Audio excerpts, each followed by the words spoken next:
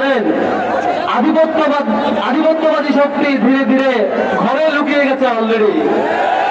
আমাদের শহীদ আবরার ফাহাদকে হত্যা করার সময় আধিপত্যবাদী শক্তি সংঘবদ্ধভাবে পরিকল্পনা করে তাকে হত্যা করেছিল, আমরা কিছুই বলতে পারি নাই তখন।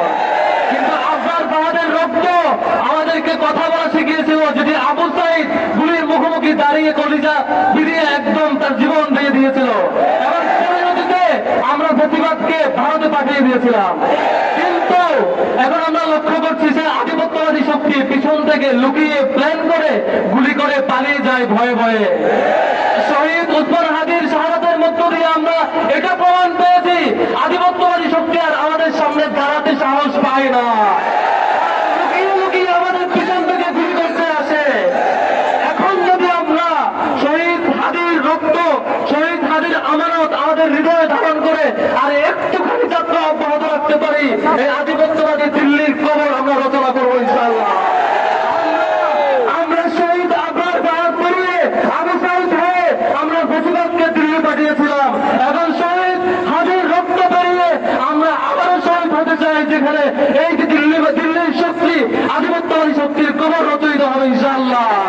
আপনাকে প্রস্তুত আছেন ইনশাআল্লাহ? এই সভাবে শহীদ হাদি চত্বরে সকল ছাত্র সংগঠন, সকল রাজনৈতিক সংগঠনকে আমরা আহ্বান জানিয়েছিলাম। অলরেডি অনেক সংগঠন আমাদেরকে সম্মতি জানিয়েছে।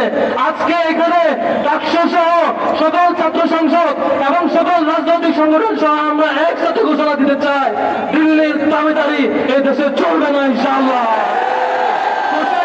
দাবিদারি এই দেশে চলবে না ইনশাআল্লাহ। ইন্ডিয়া ব্যাগ কোন মিডিয়া বাংলাদেশে চলতে পারবে না ইনশাআল্লাহ।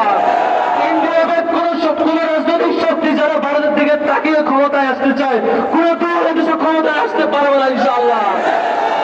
এদেশে সেদিন ক্ষমতায় আসবে, এদেশে সে পত্রিকা চলবে, এদেশে সে সংবাদ মাধ্যম চলবে, এদেশে সে রাজনৈতিক দল চলবে যারা দিল্লির দাবিদারির বিরুদ্ধে প্রকাশ্য কথা বলতে পারবে। আমাদের শহীদেরা দিল্লির বিরোধিতা করতে গিয়ে জীবন দিয়েছে, আমাদের আবরার ফাহাদেরা ভারতের সমালোচনা করতে গিয়ে জীবন দিয়েছে, আমাদের আবু সাইদরা দিল্লির দাবিদারি শক্তির বিরুদ্ধে বুক চিতিয়ে জীবন দিয়েছে, আমাদের শহীদ হাদিরা দিল্লির আধিপত্যবাদী শক্তির বিরুদ্ধে শাহাদাত হয়েছে। আর আমাদের রক্ত শহীদ হাদির শাহাদাতের কসম, শহীদ হাদির কমেন্টে আমরা শপথ করবো, এই দেশের দিল্লির আধিপত্যবাদকে আমরা সহ্য করবো না ইনশাআল্লাহ। আমরা এক থাকলে দিল্লির আধিপত্যবাদের করবো ইনশাআল্লাহ। এদেশ সারা পৃথিবীকে পথ দেখাবে কিভাবে আধিপত্যবাদকে কবর দিতে হয়, আমাদের করোনা পথ দেখাবে ইনশাআল্লাহ। আমরা প্রস্তুত আছেন তো ইনশাআল্লাহ?